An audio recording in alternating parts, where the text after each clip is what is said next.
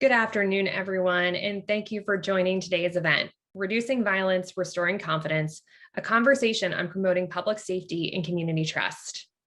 I'm Abby Walsh. In addition to managing the National Commission on COVID-19 and Criminal Justice, I'm a vice president here at the Council on Criminal Justice. If this is your first council event, welcome. The council is an independent, nonpartisan think tank and leadership association that serves as a center of gravity for the criminal justice field. Through our task forces, our research initiatives, and events like this, we seek to serve as a center of gravity for the criminal justice field and provide policymakers, practitioners, and the public with evidence-based analysis and recommendations to address the most pressing criminal justice issues of the day. It is hard to imagine a more pressing issue to our field than the coronavirus, which quickly infiltrated the criminal justice system after arriving in the United States around the start of 2020.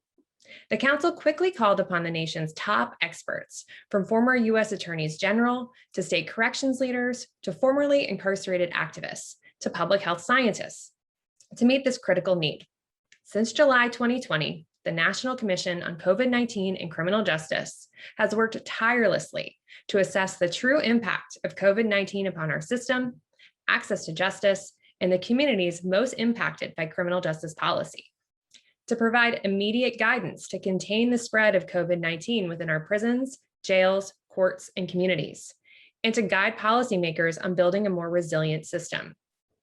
Early in its work, the Commission and its researchers noted a troubling rise in violence in U.S. cities. Even as many regions of the United States inch toward normalcy, violent crime and homicide continue to plague our most vulnerable communities. Today, we bring together 4 top experts from the White House, an impacted U.S. city, and academia to discuss how we can address this alarming trend. Before we begin our program, just a few notes. We are joined by hundreds of participants today, including policymakers, the public, and the media. To ensure a quality experience for everyone, all lines will be muted, but we want to hear from you. So throughout today's session, you can submit questions using the Q&A box at the bottom of your screen, or email us at info@counciloncj.org at any time during this call. You can also join the discussion on Twitter at CouncilOnCJ. We will take as many of your questions as possible at the end of today's session. With that, I'm pleased to introduce my colleague, Thomas Apt, Council Senior Fellow, Director of the National Commission on COVID-19 and Criminal Justice, and a national expert on urban violence reduction. Building upon his experience in the New York Governor's Office, the U.S. Department of Justice, and as a Senior Fellow at Harvard's Kennedy and Law Schools, Thomas's work on violence reduction has been featured in major media outlets, detailed in his book, Bleeding Out, and viewed more than 150,000 times in his TED Talk. Thomas, the floor is yours.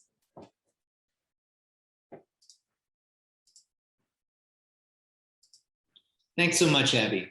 And thanks to all of you on the call, on the line today for attending and for participating. Today's subject is reducing violence and restoring confidence in the nation's criminal justice system. And we're joined with 3 wonderful panelists who we're going to hear from shortly. But before we do that, I'd like to give a brief overview of sort of where we're at in terms of crime trends in the United States today. If we could have the slides. Thank you. So today, the Council on Criminal Justice and the National Commission released a new report in an ongoing series of reports entitled The Pandemic, Social Unrest, and Crime in U.S. Cities. These reports have been compiled and put together by University of Missouri St. Louis professor Rick Rosenfeld and Ernesto Lopez. And what we're seeing are some disturbing trends. Last year, in a report that we released on January, homicides rose 30% compared to the previous year, in 2020 compared to 2019, which is a historic single-year increase in rates of homicide. And aggravated assault and gun assault rates rose as well. Now, unfortunately, we know that while there was a large spike in the summer, crime rates declined through the winter, but nevertheless, the crime rates are still elevated compared to previous years.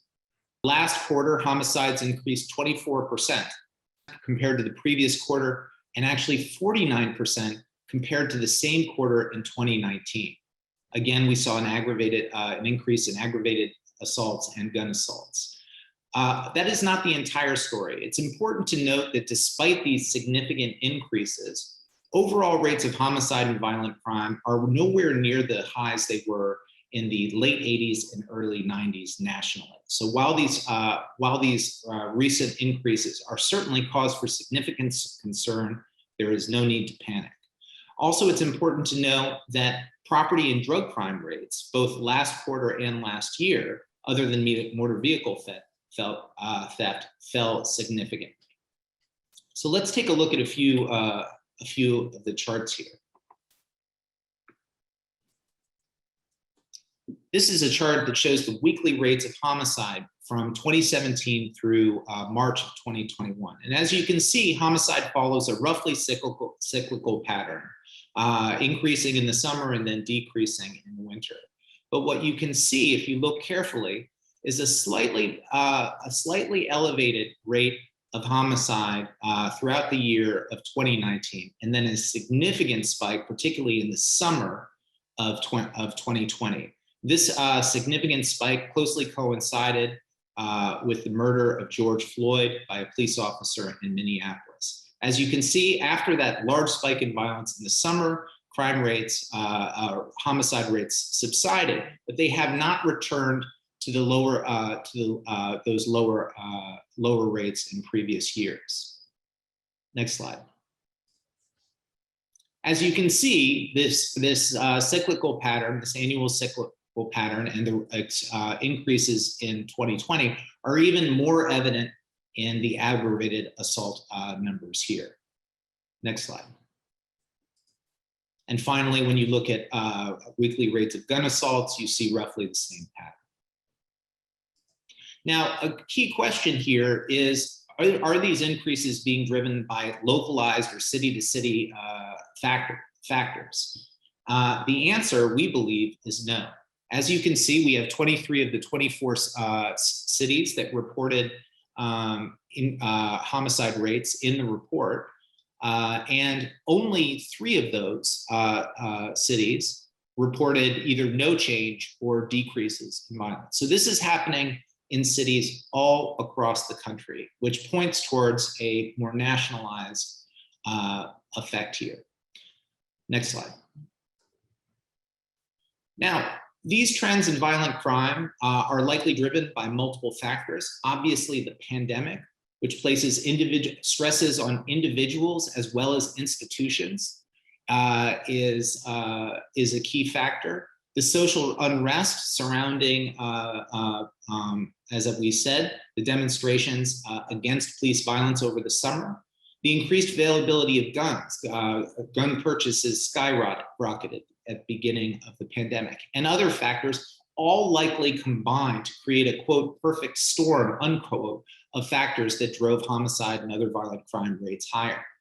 So here at the council, we see 2 key challenges: improving public safety while simultaneously improving confidence in the criminal justice system. So moving forward, we want to know how these challenges can be addressed simultaneously. As the report concluded, which is available on our website, and as I said, was released today, the authors concluded the time to act is now. And so with that, I'd like to turn to our panelists for some answers. I'm going to briefly introduce each panelist, and then we'll get into the questions. First, Chirag Bains serves as Special Assistant to President Biden for criminal justice issues. Before joining the administration, he was Director of Legal Strategies at Demos, where he led voting rights litigation and advocacy. Before that, he was a Senior Fellow at Harvard Law School and the Open Society Foundations. Finally, for 7 years, he served in the Justice Department's Civil Rights Division, first as a prosecutor and then as Senior Counsel to the Assistant Attorney General. Welcome, Mr. Bains. Dr. Shani Buggs is an assistant professor with the Violence Prevention Research Program at University of California, Davis. There, her primary areas of research include community-level gun violence prevention, firearm access and availability, and comprehensive approaches to reducing violence through policies and programs at the local, state, and federal levels. She completed her doctorate in health and public policy at the Johns Hopkins Bloomberg School of Public Health. Welcome, Dr. Buggs. Mayor Libby Schaff was born and raised in Oakland, where she has served as mayor since 2015. During her tenure, Oakland has undergone an economic revitalization and building boom. Her 17K housing plan has helped increase Oakland's affordable housing production, stabilize rents, and decrease evictions. She also created Oakland's first Department of Transportation, whose equity-based paving plan is the first of its kind in the nation. Finally, Mayor Schaff launched the Oakland Promise, a cradle career initiative that sends low-income Oakland kids to college. The Oakland Promise gives every baby born into poverty a $500 savings account at birth and has sent more than 1,400 or 14,000 Oakland students to college. Welcome, Mayor Schaff. Now, Mr. Baines, I'd like to begin with you. Recently, President Biden announced a number of executive actions concerning gun violence. Among them was a potentially historic $5 billion investment in evidence-based community violence intervention strategies as a part of the American Jobs Plan. Can you tell us more about the administration's efforts to combat rising rates of gun violence? Yes, absolutely. First, let me just say thank you for having me, Thomas. It's great to be a part of this panel and this event. CCJ has been doing very needed research and serving as an important convener for conversations like this one on the most pressing challenges we're facing with regard to crime and our criminal justice system. And it's a special honor for me to share the stage with Dr. Buggs and Mayor Schaff. So to your question, yes, the president sees gun violence as an epidemic, a public health crisis. I mean, we look at the numbers. 40,000 people are killed a year due to gun violence. Over 300 people are shot and 100 people killed every single day. As you pointed out in your presentation at the beginning here, the crisis in this moment is getting worse. We're seeing rising homicide rates, rising gun assault rates. And even when they don't make the headlines, gun tragedies take lives every single day. And they do cause trauma to our communities, especially communities of color. You know, these are broader systemic impacts than just on the individuals who are directly impacted. The numbers are wildly disproportionate. To just take one figure, Black boys and young men ages 15 to 34 are 2% of the population, but 37% of all gun homicides. You know, another one that strikes me is the homicide is the leading cause of death for Black men under the age of 45. You know, people cite statistics in panels like this one, but those numbers are worth pausing on. I mean, those are staggering statistics, the leading cause of death for Black men under the age of 45. To me, these statistics demonstrate that tackling gun violence is not just a public safety issue, it's an equity issue. And that is the lens through which the president is leading this work. Now, the president is not new to this issue, from leading the fight in Congress over common sense gun safety laws to spearheading the gun violence prevention task force after Sandy Hook. President Biden has a long-standing and deep commitment on this issue. So it shouldn't be surprising that tackling gun violence is a top priority for us. Now, there's a number of different ways in which he's done this. He very early in the administration has called on the Senate to pass House-passed legislation that would close loopholes in the gun background check system, including the bill that would require background checks for all gun sales and a bill that would close the so-called Charleston loophole, which allows gun sales to go through after 3 days, even if a background check is still ongoing. The president called on Congress to repeal gun manufacturers' immunity from liability and to ban assault weapons and high-capacity magazines. Now, these are common sense reforms that are supported by Democrats, Republicans, and independents, and Congress should get them done. Now, in the Rose Garden last month, the president and the attorney general also announced initial actions right now that they were taking with executive authority. The Justice Department is developing model red flag legislation, producing an annual report on gun trafficking for the first time in years, and also issuing new rules to stop the proliferation of ghost guns and better regulate stabilizing braces that make firearms more lethal. These are all critical changes that will make our community safer. The president is also prioritizing historic investments in grassroots, ground level efforts to reduce community violence. This is what you started with, Thomas. We know that a relatively small number of people are involved in community violence, whether as perpetrators or victims. We also know what works to prevent that violence. Community violence intervention programs like street outreach, violence interrupters, and hospital-based violence intervention programs that meet people where they are and offer them the services they need to stabilize their lives and to stay safe.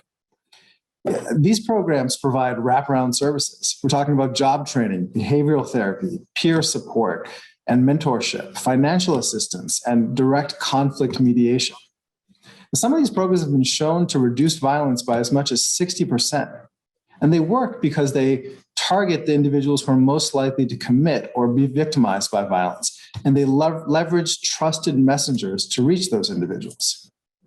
So, if you're new to this field, you might be thinking, wow, that's an incredibly high success rate for some of these programs. It must be that they're everywhere and they're extremely well funded. In fact, they're extremely poorly funded. This president is committed to changing that. And that starts with the president's call for $5.2 billion in new funding over 8 years for community violence intervention programs through the American Jobs Plan and through his discretionary budget request. $5.2 billion. This is the level of funding we need to meet the scale of violence in the immediate term. Congress must provide these funds so communities across the country has the resources they need to save lives. Now, the president is not waiting for Congress to act, however. He's acting now on this funding avenue as well. The Biden-Harris administration has taken action to free up funds from existing funding streams. First, we made changes to 26 different programs.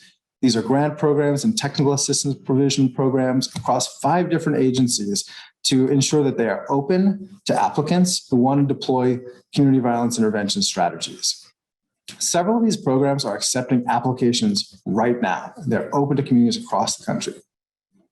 Second thing is the federal government has done a webinar and put out a toolkit explaining how states can use Medicaid to reimburse hospital-based violence intervention programs. This is something that states are interested in, but they may not realize that they can actually use Medicaid to reimburse these programs. So there's information online right now at CMS on their website that states can use to get going on these programs.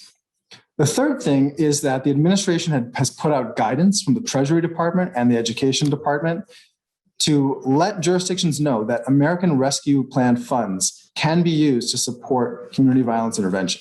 That's $350 billion in state, local, and tribal aid, as well as another $122 billion to school districts. This money is going out the door. $70 billion is already out on the state and local aid. $81 billion is already out the door in education funds, and the rest is coming. And we've put it in black and white through the administration's guidance that this money can be used to fund violence interrupters, the hospital-based programs, and other strategies to stop violence this summer. So some governors and mayors are already making plans to use the funds in that way. I would urge others to do so as well. We need more to join. And if you are an advocate or a concerned community member, you should ask your local officials about this funding. This funding is available. It's already authorized and it's already reaching communities. So with summer around the corner, we're laser focused on this issue, Thomas, and we are eager to partner with others to keep our communities safe. And that's why I'm looking forward to hearing from my co-panelists on this issue.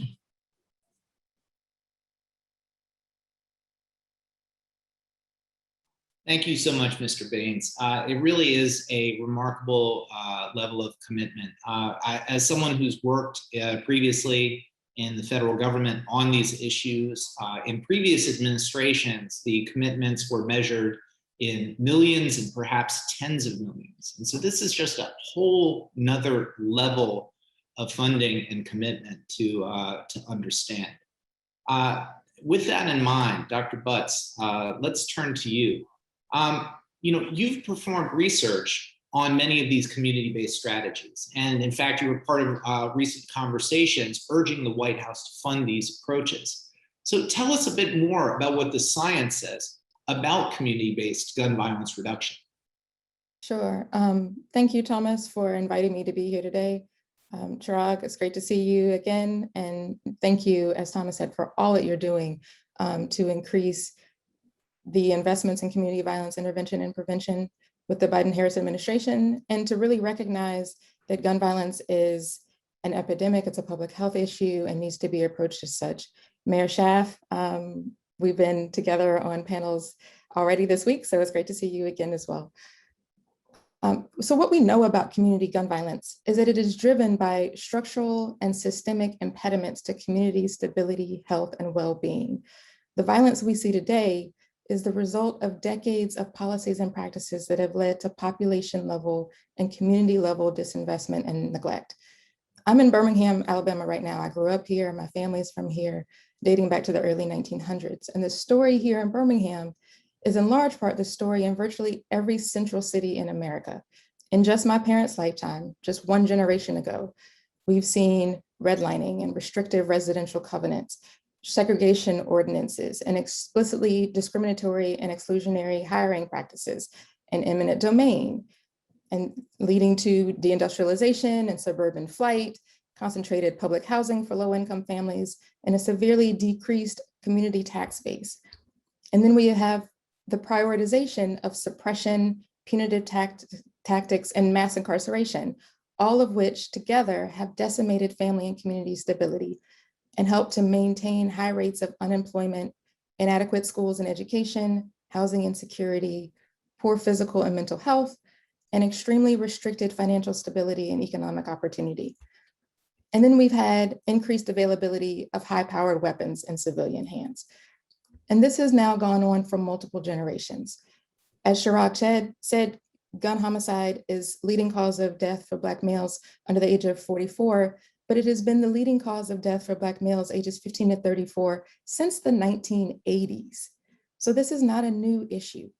And the pandemic just exacerbated the health, racial, and economic inequities we've been living with for decades. We've also seen disturbing increases in both traditionally manufactured firearms and ghost guns in circulation. It's really important to understand how we got here. It's important to understand that history so we can understand how we undo the structural harms and stop prioritizing strategies that locate the sources of these structural and social problems within individuals rather than within the community conditions in which they live. The increases we've seen in gun violence demand that we respond urgently and in significant ways in order to reduce it. But we cannot continue to pour more and more money into policing and the criminal legal system and think that that will solve the problem of community gun violence. The problem we see is not a problem that widespread suppression, widespread arrests and incarceration, and more guns will fix. We need immediate, short-term, and long-term actions to sustainably decrease the violence. And existing and emerging science and the expertise of communities most impacted by gun violence supports this. The science demands that the most effective strategies are those that can operate at multiple levels, that braid together immediate and meaningful support for individuals at high risk for violence involvement, with community and systems level shifts in norms and access to financial stability. Research has shown that the lion's share of gun violence in any city is committed by a very small percentage of the city's population. So immediate efforts to reduce violence must be extremely focused on those individuals, those who are at increased risk for violence involvement. The science also shows that most of the individuals who go on to commit violent harm have previously been victims of violence themselves. The phrase, quote, hurt people, end quote, is a common one in the violence prevention world because in order to break cycles of violence, we have to approach the problem of violence as one that requires support and healing. And we need to acknowledge the trauma inflicted when harm occurs both before and after a trigger is pulled. The phrase, quote, healed people, heal people, end quote, is also common because it recognizes that the individuals who have been most impacted by gun violence and have committed to change are in the best position to lead community-based gun violence intervention and prevention efforts like the ones Chirag described. So what's been shown to be successful? He outlined them. I will lift them up again. Interventions that immediately interrupt violence and mediate conflicts using credible and trained professionals from the communities where they are deployed, or ones that understand the conflicts and can help provide dispute resolution. Interventions that provide crisis response, that show up at the scenes of violent incidents and offer counseling, trauma, and victim services support, and restorative justice. Interventions that work with healthcare providers and hospital systems to weave case management and trauma responsive support into the recovery needs of individuals who have been violently injured and are at increased risk for re-injury or violence perpetration. And interventions that help individuals at high risk for violence involvement map out and achieve life goals and offer transformational travel and exposure experiences to shift understandings of what is possible. Interventions that give culturally competent therapeutic services, including services for substance abuse and dependence. Those that provide subsidized employment training and opportunities. Those that link individuals and their families to services that wrap around their needs and provide financial, educational, health-related, and psychological supports. And interventions, importantly, that do not contribute to more mass incarceration. These interventions, when successfully funded, properly implemented, with trained and supportive staff, have been shown to have significant reductions in gun violence in the neighborhoods they've been implemented. But they cannot operate in vacuums or as standalone interventions. They have to be integrated into an infrastructure of community violence intervention and prevention so that there is interagency commitment from multiple levels of government to provide substantial funding and support for the programs and their staff. As Chirag said, these programs exist, but they have been woefully underfunded and woefully understaffed. But these interventions must be part of broader efforts to provide affordable and secure housing, living wages, affordable and healthy food, access to quality healthcare and education, and opportunities to empower communities to thrive. And I'll stop there because I know Mayor Schaff is going to talk exactly about some of the strategies that I'm talking about in her remarks about Oakland. Thank you so much, Dr. Butts. Such an important message, and it's one that's frankly optimistic. It's very frustrating if you've been working in this field as you and I have for many years, to hear that people really aren't aware that there are in fact solutions to high rates of gun violence, and the real challenge is not whether there are solutions out there, but how those solutions can be sustained and properly invested in over time, which is a perfect transition to Mayor Schaff.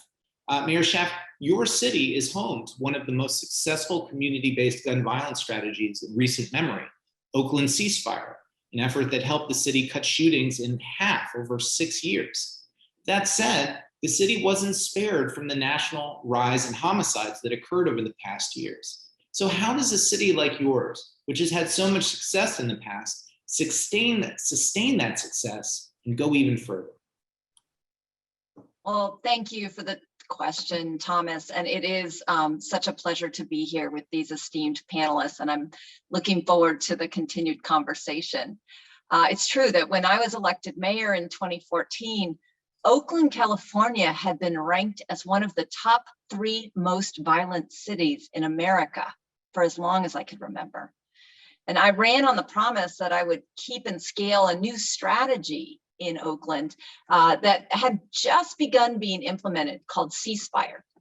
It's a strategy that I know Dr. Buggs always emphasizes was demanded by our community. It really came from community voice. And as Chirag emphasized, it is very evidence-based, probably one of the most in the country. Ceasefire, for those of you who aren't familiar with it, uses the methods and strategies that we've all become very familiar with over this last year of disease control. That's detecting and interrupting, in this case, conflicts, identifying and treating the highest risk individuals, and changing social norms.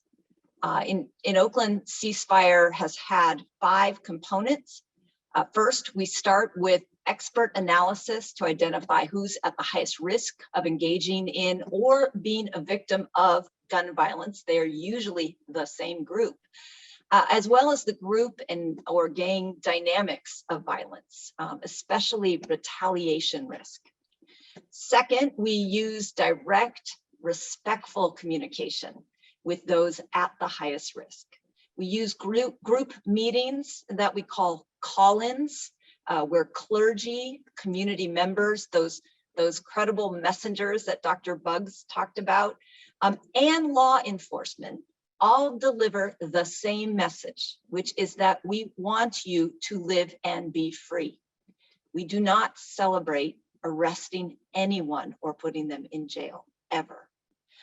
This message is really amplified by our faith leaders who lead peace walks through the most violence-impacted neighborhoods, along with our highly visible violence interrupters. And like Dr. Buggs said, these are healed people who we believe are most effective at healing people.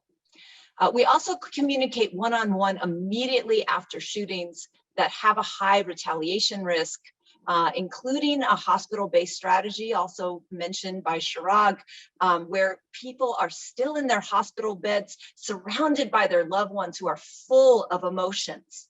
That is often where retaliations get planned, intervening right there in the hospital. A deep partnership, especially with our public hospital, has been a key part of our success to date. And then third, after asking people to put down their guns, we offer them relationship-based social services. We have life coaches that curate the offering of job training, housing supports, financial supports, whatever that individual and their family needs. We communicate clearly at this point, though, that if the harm and violence don't stop, as our last resort, we will have to use law enforcement. And that brings me to our fourth component. We have a ceasefire unit in our police department. They engage only when our warnings and services have not worked. They use very focused operations that are intelligence driven. They do not use aggressive tactics or sweeps. And we, like I said before, never celebrate arrests. We acknowledge them, we do not celebrate them. And fifth and finally, all this is managed, coordinated, and continually improved through. In fact, my next meeting right after this panel is this ceasefire partnership accountability meeting that we have every 2 months, and I personally run them as the mayor. As Thomas said, in 2019, we were recognized. In fact, the Gifford Center to Prevent Gun Violence lifted up a national report called Oakland, a Case Study in Hope. By then, not only had we cut gun violence in half and sustained those reductions, but we were out of even the top 10 most violent cities. Now, tragically, COVID changed all that. We were not spared from the national spike in gun violence. And it's been particularly hard during COVID with the lockdown rules to use the ceasefire strategies. We haven't been able to do those communications. Our service delivery has been limited, and the changes in the criminal court system during COVID has really made any threat of enforcement ring quite hollow. The other thing I really want to lift up is ceasefire does depend on the legitimacy of laws, law enforcement, and government. It believes in procedural justice training, really trying to heal and create a relationship of trust between police and community. And we all have to acknowledge how that legitimacy was eviscerated by the brutal police murder of George Floyd. To date, our homicides and shootings have increased by 109% compared to this time in 2019, prior to our COVID year. I know that Dr. Buggs talked about the proliferation that we are also seeing on our streets of high caliber automatic weapons. We are also seeing the devastating impacts of untreated mental illness and addiction. last year, 18% of our homicides occurred in homeless encampments. This country has got to take mental health more seriously. Now, going forward, Oakland will re-engage the focused deterrence approach of ceasefire as the conditions are starting to allow. The big focus of our work ahead, though, is to expand our public health approach to more upstream prevention work. As my chief of violence prevention, Guillermo Cespedes, says, we must do more fireproofing to prevent tomorrow's fires at the same time that we are putting out the fires we have right now. We know that ACEs, or childhood traumas, cause toxic stress that affect brain development. We can prevent or heal ACEs. And if we did, we wouldn't have as many adults at that high risk for violence. And our challenge now is to not only stop the bleeding out, as Thomas says, of today's gun violence epidemic, but also invest even more in preventing it. Oakland is responding to that challenge by doubling down on our public health framework. It's not accidental that the same communities with a history of violence are the same communities that have emerged as those with the highest rates of COVID infection. They are caused by the same underlying conditions. So we are more focused now, in addition to those upstream preventions, on the idea of a community trust bank, especially with police interactions. Every interaction between police and a community member can result in either a deposit, where trust and relationships are enhanced, or a withdrawal, where they are damaged. For that reason, we have implemented a triangle approach at crime scenes, where not only does law enforcement respond, but a trusted community member comes, and one of our Department of Violence Prevention violence interruptions. Those three individuals are at every violent crime scene. We've also added a dedicated liaison for the families of unsolved murders. And finally, we are doing amazing work with Stanford University, Dr. Jennifer Eberhardt. I highly recommend her book, Bias, to really look at preventing implicit or unconscious bias in policing. And you can see the impact of that work in a huge reduction in our, what we would call, footprint. No longer are we doing this arbitrary hotspot policing.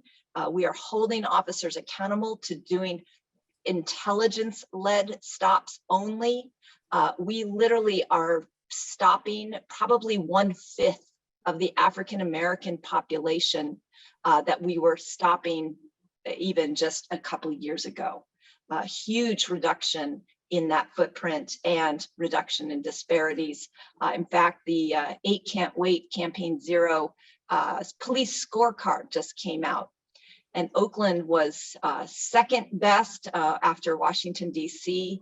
in the least disparities in arrests, and actually first in the country with the lowest rate of police shootings per arrest.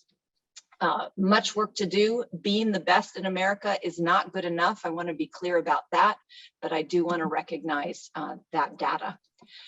I'll just end by saying that the COVID pandemic did not create the conditions of structural racism, economic disparities, or police misconduct that all have led to the national call to reimagine public safety. COVID only exposed those conditions that had been there all along for decades, especially in urban America. And we know that COVID has shown to the whole world that to fully recover, cities must address last year's horrific spike in gun violence, but at the same time address the underlying conditions that create this violence. Thanks. I look forward to the conversation.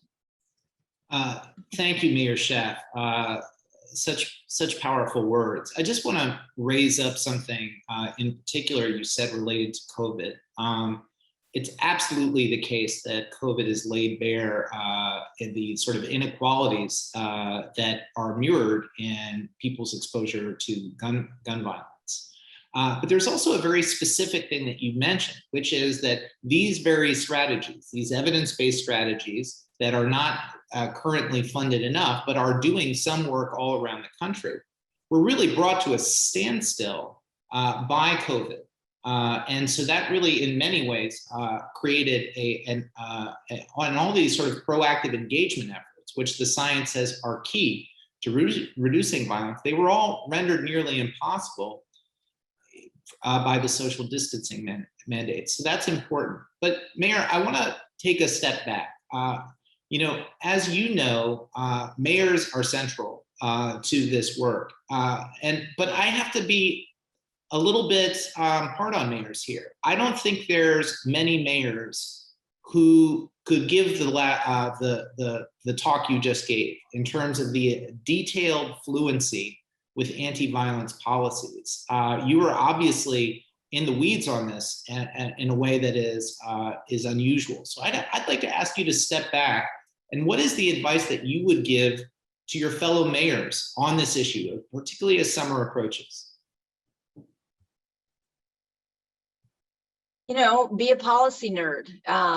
Before I even ran for city council, I spent many sleepless nights just combing the website. I mean, Thomas, I'm born and raised in Oakland. And I remember the first time as a Girl Scout being at a national convention and another girl asking me if I was frightened to live in my city. I remember when Donald Trump was running for president, he said that Oakland, California was one of the most dangerous places in the world. Like, that is wholly unacceptable. We have to just dedicate every ounce of our energy to ending harm and death. Why else are we in public service than to do that? And so ceasefire really shown as something that had been proven to work in multiple cities. It seemed to not just be based on one particular charismatic leader or an accidental blip, but it really had been shown to replicate successfully. So, be a nerd. And then the other advice I would say to mayors, ceasefire was not my creation. I think sometimes we have to put our egos aside instead of coming up with our own initiative that we name. Like I always say, I'm not a ribbon cutting mayor. Like instead of just having the brilliant idea, focus on implementing it well. And that's what I've seen Oakland do poorly in the past. Every leader is so interested in having their own initiative, their own brilliant idea. They're not working on the implementation. Because building that partnership muscle has taken years. I've been the mayor for more than 6 years now. We are still doing it. So do not give up. It's not always lack of a brilliant idea. It's usually lack of good implementation. Wow, powerful, important advice there. Dr. Butts, I want to get at sort of a potential tension that I see in some of these conversations around community-based violence reduction. At times, we stress that these interventions need to be evidence-based, meaning backed by rigorous, reliable, often evidence that's produced by quasi-experimental or experimental studies.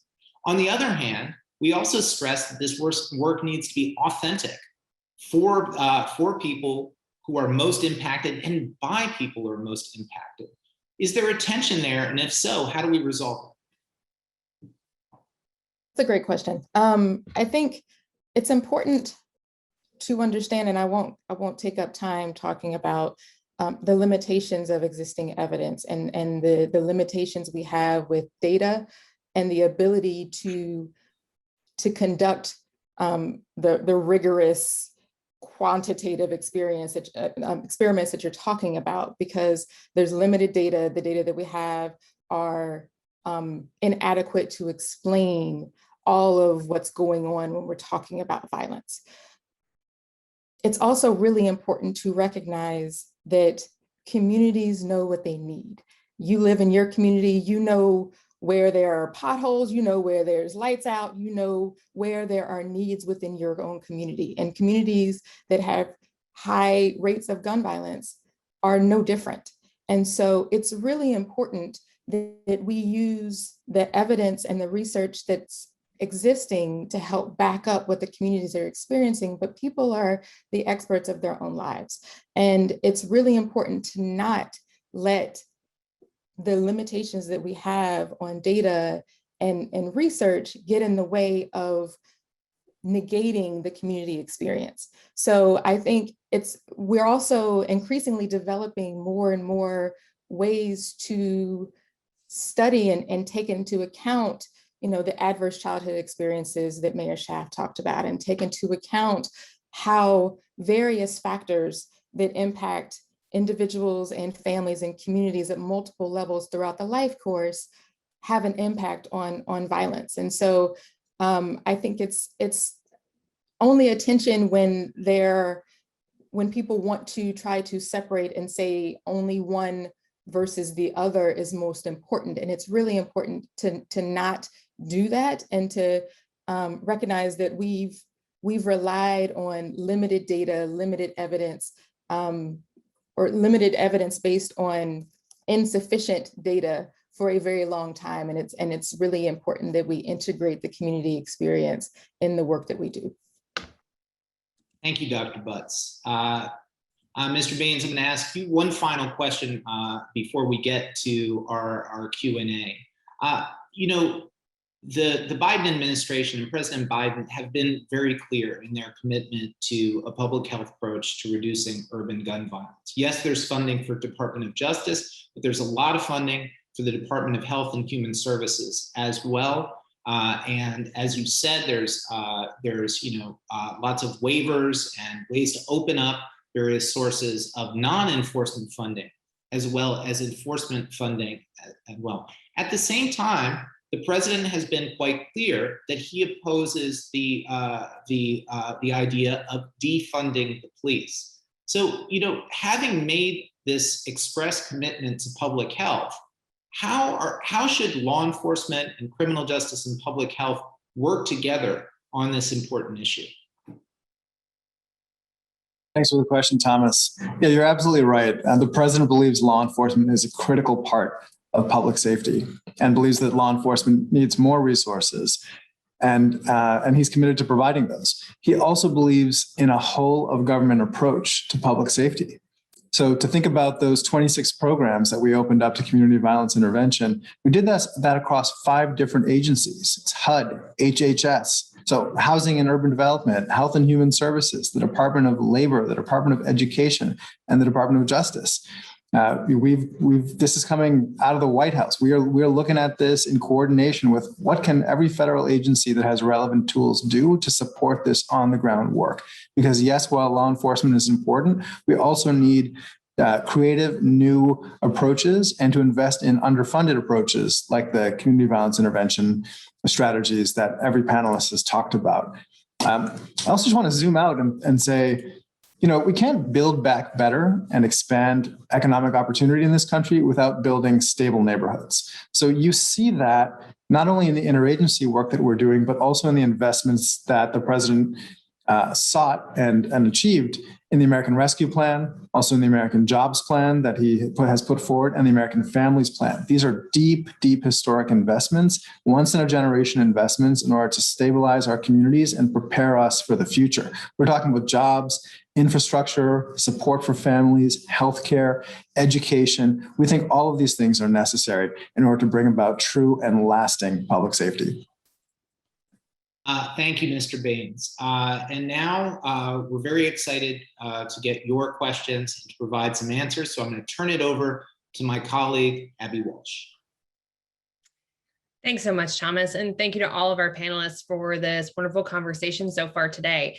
We've been receiving lots of questions in our Q&A, and we're going to do our best to get to many of them, but we know that our time is tight. So we encourage all of you to continue this conversation online. You can use the Council and CJ handle and Stop the Violence hashtag. to continue this conversation throughout the day. But my first question is coming to Mayor Schaff. So today's report from the Council on Criminal Justice and the National Commission notes that many cities are experiencing this rise in violence. There are many mayors who are in your same position of trying to address this in their own communities. What tools or resources do you feel that mayors are most lacking as they try to reduce violence? What are the gaps that need to be filled for city leaders? Well, I think a lot of it is what Chirag has talked about, and God bless this administration, because you are actually putting forth proposals for, like you said, historic investments in opportunity. To not have the resources to help people achieve housing stability. I'm a huge fan of guaranteed income. We're doing a big demonstration in Oakland, inspired by Stockton's model, which showed two really interesting results. One, that people who received a guaranteed income actually got fully employed at double the rate as the control group, and saw an improvement in their mental health, their just well-being. That was spectacular. And so this idea of linking kind of the basic necessities of life, like economic security, housing security, having a track towards not just a job, but a career. These are things that create wellness, not just in individuals, but in whole communities. These are the investments that not only will lead to economic security, but safety and a reduction in violence. I absolutely believe that. Thank you so much, Mayor. My next question is for you, Dr. Buggs. We've talked a bit about what the research says and doesn't say so far about violence reduction. Is there one critical research gap that you think most needs to be filled in order to aid the violence reduction efforts that are going on across the country now? One, that's a really good question. We know, we continue to struggle with the flow of guns. We know that that is a disturbingly blind spot and has been for decades because of limited data available on how firearms are flowing into communities that have restrictive laws around gun access and ownership. And so that is probably the most glaring space in the research. I know I'm excited about the Biden-Harris administration's focus on getting an ATF director and appointed and having more information available about how firearms are moving across our country. But that's the one that comes to mind most immediately. Thank you so much. Well, we truly appreciate the participation of all of our panelists today and all of our listeners. So before we part, I'd like to ask each of our panelists, is there one point that you hope that our listeners take away from today's conversation? Chirag, I'll come to you first. Thanks, Abby. Yeah, the point from our perspective is that this work is just beginning for the Biden-Harris administration.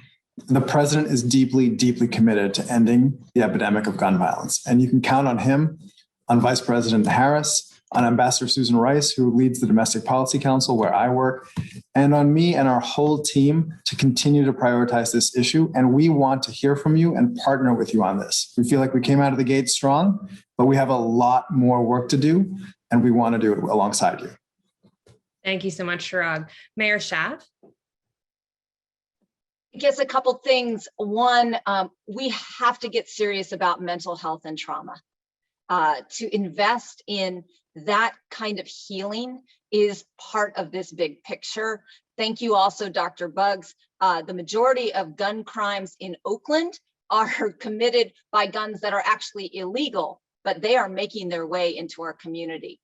And finally, this violence is a pandemic.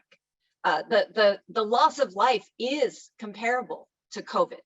And look what we've done as a community, as a society, as a nation. how we've rallied together in this moment to, put our lives on hold to actually stop this pandemic from spreading.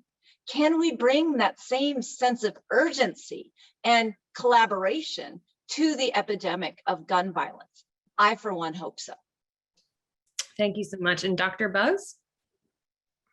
Thank you. I really love what Mayor Schaff just said, and the focus that she's uplifted in terms of recognizing that violence is a complex issue that requires really thinking about comprehensive strategies towards healing and support. And I think it's just really important to look to her leadership, to look to leaders like Eric Cumberbatch in New York, who are thinking about interagency, the type of interagency support that Chirag is saying that the federal administration is demonstrating that can be done at the local level. And, we did not get into this situation overnight. And it really requires deep transformative thinking about how we support people and recognizing that when people have their needs met, communities are safer. And so we need to really think about how we do that on a comprehensive and sustained way. Thank you. Thank you. Well, thank you to all of our speakers today. Thank you to Thomas for moderating today's discussion. And of course, thank you to our listeners for joining today's important event. We'd also like to invite you to join us on June 2nd for our next event with the Commission. Our co-chairs, former Attorneys General Alberto Gonzalez and Loretta Lynch, and our Oregon Corrections Director, Colette Peters, will be joined by Senator Cornyn in a special briefing on COVID-19 and criminal justice for members of Congress and their staff. More information is available on our website, counciloncj.org. But thank you so much for your time today, and we hope to see you back here at our next event. Have a great day. Thank you, everyone.